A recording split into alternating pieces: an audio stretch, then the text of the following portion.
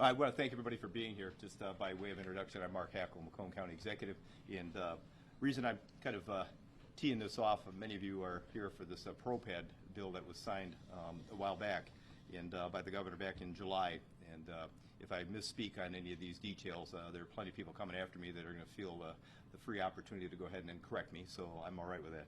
But with that being said, the reason I'm up here talking about this is because it's interesting. When people talk about law enforcement officers, meaning those that are actually out there in the field doing the work, you know, I don't think some people think about it, you know, their mindset and their understanding. And it's actually very interesting because every once in a while you get one of those unicorns. And I'm saying that because some officers go beyond just the fact that they are out there doing the work on behalf of the people, understanding what the law is, how to apply the law. If somebody's breaking the law, go out there and make that arrest, and making sure that all the T's are crossed and the I's are dotted when you put your report in, and hopefully it goes to the prosecutor's office and gets to the courts and you're able to testify in that vein.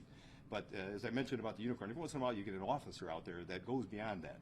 They understand that there's a challenge, there's a problem, and in this particular case, auto theft. And we all understand that auto theft is a high crime area, you know, pretty much around the country, not just in Southeast Michigan. And if I'm not mistaken, it's you know, 1 every 30 seconds a car is being stolen somewhere in this country. And with that being said, it's a problem for many of us. Some of you may have been a victim of an auto theft. And so we have found that there's been a challenge with that in Macomb County. You know, we have a team together, the sheriff has, it's Macomb Auto Theft Squad. Many other organizations and departments have their own particular units.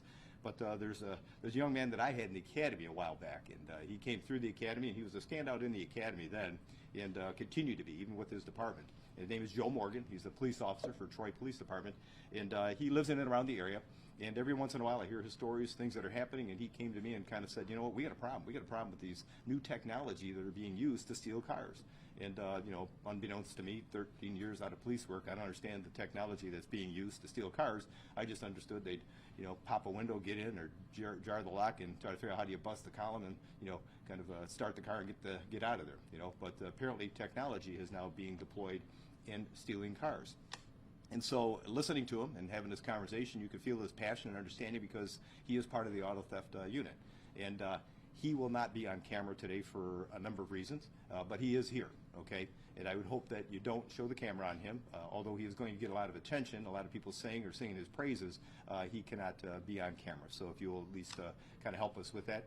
We do have one of the sergeants from the Auto Theft Squad that will be talking on his behalf about the ProPAD, the actual technology. Thankfully so, because I can hold it and show it to you, but to explain what it do, that would be a very difficult thing for me. So we'll be turning that over in just a second here.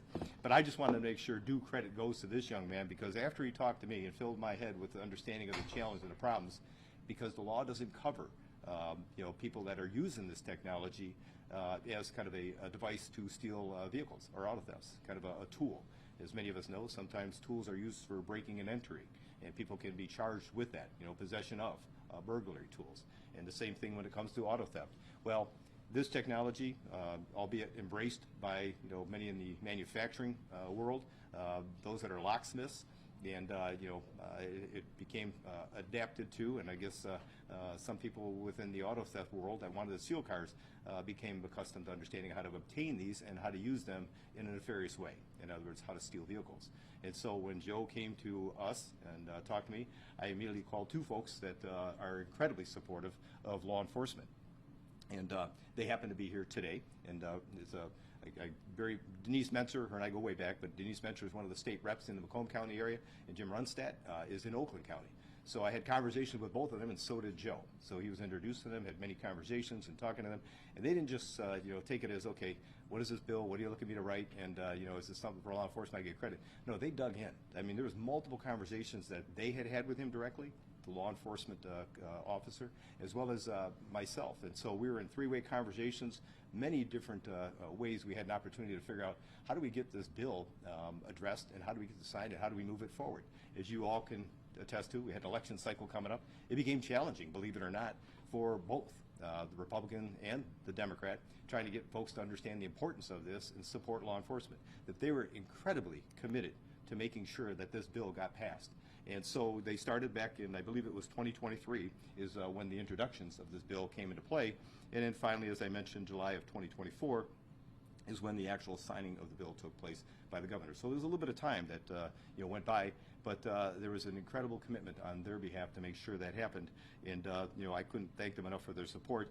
And then I have the Representative Farhat from Dearborn was also intimately involved in this project, along with the other two state reps. And so had it not been for these three, we wouldn't be here today talking about something that was incredibly important to the law enforcement community, to make sure that those that are out there committing auto thefts are held accountable. But if they also have this type of device within their possession, we're going to be able to do something about it within the criminal justice system as well.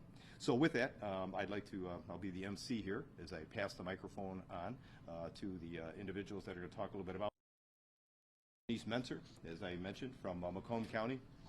We have Jim Runstad from Oakland County, and Representative Farhat from Dearborn. Folks, if you'd like to jump on in here.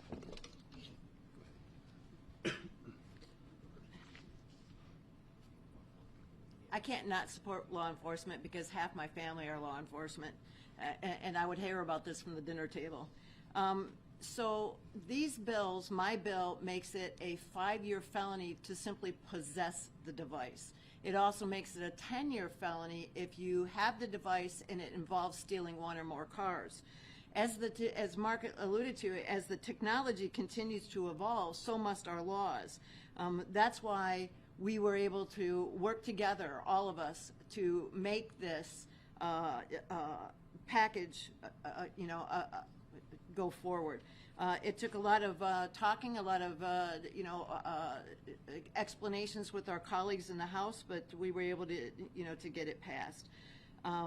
We know that there's been an increase in vehicle theft in Southeast Michigan, which is why we did everything we could and took bipartisan action. This is one of the times that both Republicans and Democrats realized how important this bill is.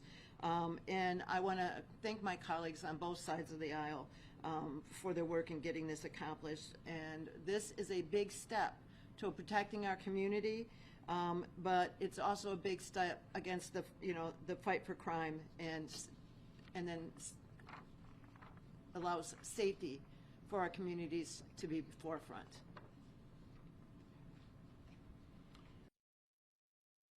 One correction, Mark, it's senator instead of a rep. But this is a very exciting day because this is something that I've worked with Executive Mark Hackle and also Joe Morgan, the police officer who really was the catalyst behind all of this. Many years ago, he was telling me about this technology and how it's being misused and how it's really supposed to be utilized by a locksmith or a dealership in order to go out and change the locks if somebody loses their key, that type of thing. And that there were one company in particular that was selling these out on the general market, and cartels were getting a hold of them, and then they'd pay maybe $30,000, $40,000 for one of these, lease it out for maybe $1,000 a night, and they go out and steal cars. I went out with the Michigan State Police 2 summers ago, and the night I was there, they stole 14, 15 Raptors out of Dearborn. And that's just an example of how, and this is done in seconds with these. So it's a huge issue. It's been a huge issue for dealerships all across the state of Michigan. It's exploding the costs of their insurance in order to insure these cars, even for the general public. If they don't want to deal with a dealership and maybe some security system or their dog, they just look for the kind of home that has that kind of a vehicle they want, unlock them, and boom, they're out the door. So it's been a major issue in Michigan. It's one of the highest auto theft states, and a lot of it has to do with this. Michigan's been a leader in theft through ProPADs. So it's absolutely wonderful to get to this point where we're going to put an end to this when these individuals have these in their possession and they're being prepared to go in and steal these cars. They can be charged with having burglary tools and be charged with a severe crime. So I think this is going to help. Hopefully we can even come up with some more legislation, bipartisan, to go a little step further and stop and interdict from maybe the manufacturer's company from getting these out the way it's been done. But very, very pleased to be here today, and a special thanks again to Executive Mark Hackle and Officer Joe Morgan. Thank you. I want to echo what my colleagues just said, but also point out that today's an example of what good government looks like. Both sides of the aisle coming together to solve a real problem that families in Michigan are facing. I, to be candid, got started with this issue from the information my residents brought to me at my coffee hours. You know, we had a small segment in Dearborn on a little publication page on Instagram called Gone in 60 Seconds, where every day they would post the Ring camera footage of cars being stolen off of the driveways of people's homes in less than 60 seconds. I mean, talk about being terrorized in your own homes, afraid that someone will pull up, steal the car right off your driveway. And they're not just robbing your vehicle. They're robbing your means to go to work, your means to take your kids to school. They're taking away your ability to have independence in your own life. And we came together under the leadership of County Executive Hackle, our partners in law enforcement, our partners at the Detroit Auto Dealers Association, and my colleagues here, Representative Menser and Senator Runstad, to address this issue, because at the end of the day, this is what Michiganders elected us to do: solve the hard problems that they're facing and make sure that they can continue to find their dream here in Michigan. And that's what we did with these laws. These bills are just the start of work that we're going to plan on keep doing to make sure that we're securing our neighborhoods, we're keeping people safe in their homes, we're bringing down the cost of things like insurance, because we're going to crack down on criminals. Laws. You know, you mentioned Dearborn, 15 Raptors being stolen off of a parking pad is a ridiculous burden that the taxpayers and the residents in that area are going to have to bear. And what we did today is we made it criminal, like you said, 5 years for an individual and 10 years for organized efforts to steal cars and, again, terrorize families in their homes. I'm thankful and grateful for the leadership of County Executive Hackle and my colleagues here, and I look forward to this continued partnership. It's interesting to note, thank you very much, Senator Rumstead, as well as Representative Menser and Farhat. We appreciate your continued effort on this thing and not kind of walking away from it. And it was interesting, as the Senator had mentioned, you know, in the midst of this election cycle, and I think even Representative Farhat kind of alluded to it as well, you know, you had Democrats and Republicans still pushing through this, as I mentioned before. There was an election cycle taking place, and yet they still did something on behalf of law enforcement. And, you know, something else tragic happened during, you know, the process that this happened here. And, you know, I think that sometimes, you know, gets lost in, you know, the conversation. You know, these officers that are out there doing their job, if there's a way of arresting somebody who has these tools ahead of time, getting them off the streets, so they're not stealing another car and something bad can happen that they sometimes have to have a confrontation with. You know, the tragedy of Deputy Reckling, if you remember, from Oakland County, you know, that happened before this bill was signed. And so, you know, we owe a debt of gratitude to the officers that are out there to continue to do the work they're doing, but it is our responsibility to try to figure out how do we give them the tools that are necessary to make sure that they're getting these people off the streets. And one of those tools was making sure there was a change in the law dealing with this technology and apprehending folks if and when they have this in their possession. I just need to make sure that you understand that there was testimony that was given up in Lansing by the Troy Police Department, and she was up there, Dearborn Chief of Police, as well as Macomb County. Myself and Tony were intimately involved in this. We had an incredible amount of support from the law enforcement community. Michigan Fraternal Order of Police, Michigan Sheriff's Association, the Michigan Auto Dealers Association, which the Executive Director will be speaking here in a minute, Michigan Manufacturers Association, Prosecutors Attorney Association, City of Detroit, Detroit Police Department, and obviously, as I mentioned before, Sheriff Wickersham and his team. They have a unit here that is intimately involved in auto theft, Macomb Auto Theft Squad, and I'm going to have Sheriff Wickersham come up here along with Sergeant Wright to talk a little bit about this and even kind of show a little bit about this technology and what it does. Okay? Thank you. Well, good afternoon. You know, we know that keyless entry standards is standard on most vehicles. Push button starts are increasingly making physical keys a thing of the past. The new technology, though it is vulnerable to devices like the ProPAD, which can be used to reprogram vehicles and steal them within seconds. Although used by legitimate locksmiths and mechanics, these devices are going into the hands of criminals and being used to steal these vehicles. In 2021, there was 21,000 vehicles, just over 21,000 vehicles stolen.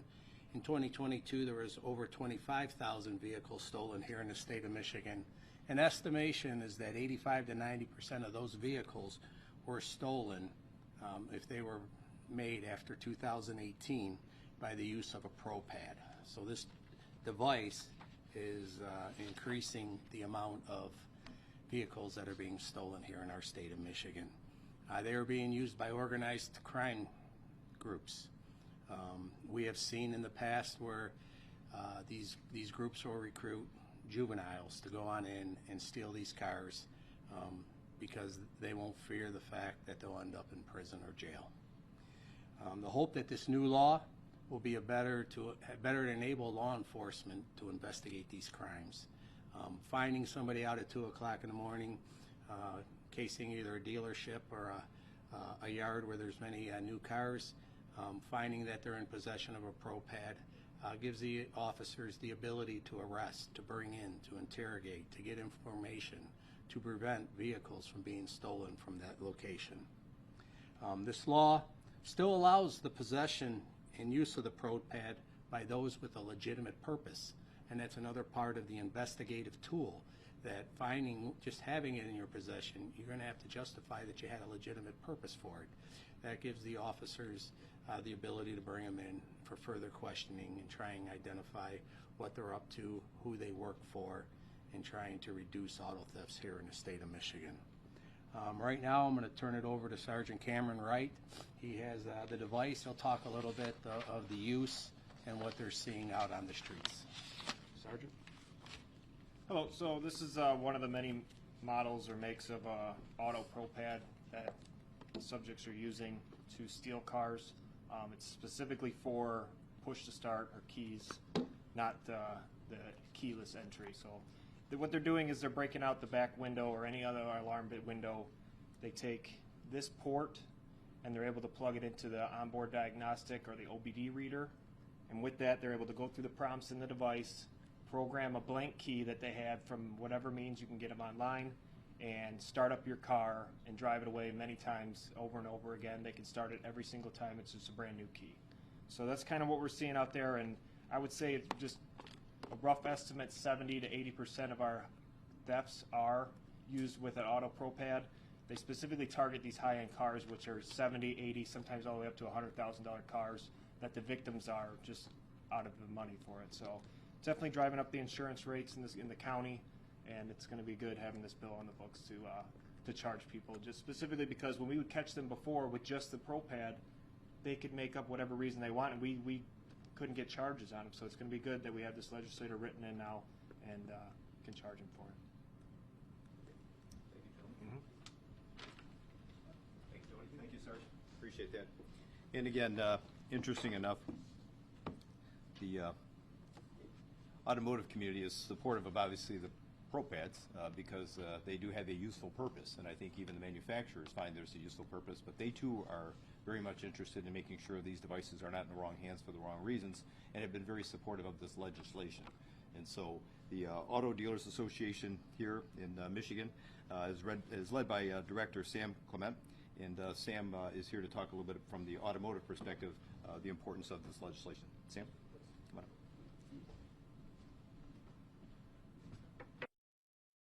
Auto Dealers Association, we just want to thank the state lawmakers for pushing this forward. As you said, it was a bipartisan effort, and we really appreciate that. Thank you to the county and to our law enforcement. This is not a victimless crime, right? People think of it as only a property crime, but it goes much deeper than that. We've had, probably in our office, once a week, we're getting phone calls about some kind of a theft and a break-in.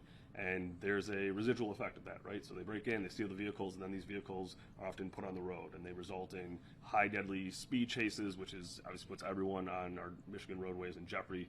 That's terrifying. These are often used in shootings and drug deals. So these are just kind of the start of it. And so we're really appreciative of moving this legislation forward. We think it'll make a real impact and hopefully keep our auto dealers safe. Our auto dealerships are a bedrock of the community.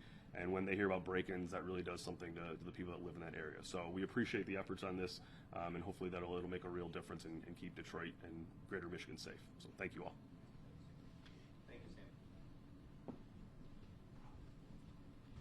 Sam. And the only challenge Schultz was the individual that started this, that instigated this for good reason, is one of the few people that's going to be able to get up here and speak. And as I mentioned at the beginning, it's because of his role working at the Detroit Police Department. But an incredible debt of gratitude given to an officer, who's out there doing what it is, he's asked to do and preventing auto theft from taking place, to recognize the importance of this, but also knowing who to reach out to and say, hey, you need to take a look at the legislation.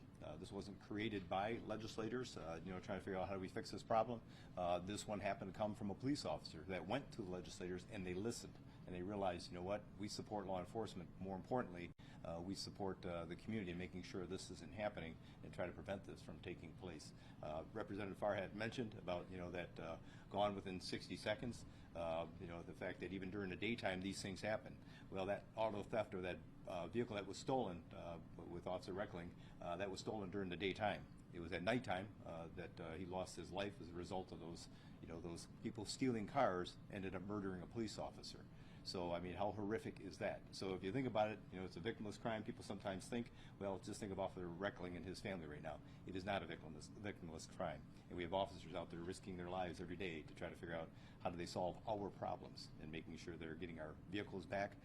But if there's a way of preventing them from stealing vehicles, this legislation was incredibly impactful and supportive of their efforts. And so with that, I thank the officers for what you do on a daily basis. And Joe, we wish we could have got you up here so everybody see your smiling face and recognize, you're the guy that actually made this happen. So hats off to you, my friend. So well done. Now we'll open this up if there's any questions you may have in general, or if you want to ask any of these individuals, a specific question about some of this information we've provided you here today, please feel free to do so. The only person off limits, as I mentioned, was Joe off in the back there. So any questions you may have offhand? Okay, we are available. What's that? Should the penalty for those who are stealing these cars be increased? Well, that was debated, actually. It was part of the conversation that they had. And so, they were able to get to a consensus on the 5-10-year penalties for each one of those. And if I may go over that real quick, it's Class C felonies. Possession of burglar tools with intent to steal money or property from a structure or destroy or depository other than a motor vehicle is a 10-year felony. Possession of burglar tools with intent to steal a motor vehicle is a 5-year felony. And possession of burglar tools as part of a criminal organization, as you had mentioned, Representative Farhat, with the intent to steal more than one vehicle is a 10-year felony. So again, as they start to work on legislation, part of it isn't just the wording of the actual intent elements of a crime.